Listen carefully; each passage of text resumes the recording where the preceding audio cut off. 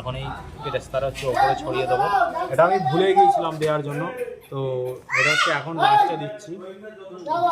দেখাও উপর দিকটা।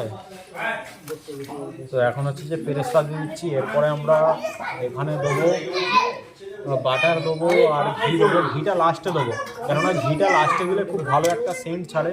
তো এখানে ধনিয়া পাতা দিয়ে দিচ্ছি, আর এখানে একটা দেবো, এখানে দুধ, কেওড়া জল, গোলাপ জল যা যা ছিল তাই দিয়ে দিয়েছি। এই যে এটা একটা খুবই সেন্ট ছাড়ে ভালো। আর একটু উপর দিয়ে হালকা করে নুন ছড়িয়ে দেবো, কারণ নুনটা ছড়ালে খুব ভালো লাগে, এটা স্বাদ হয়। তো এখানে হচ্ছে যে একটু নুন দিয়ে দিলাম হালকা করে, একটু নুন দিয়ে। আর এই যে এখানে কিছু কালার রাইস ছিল সেগুলো দিচ্ছি।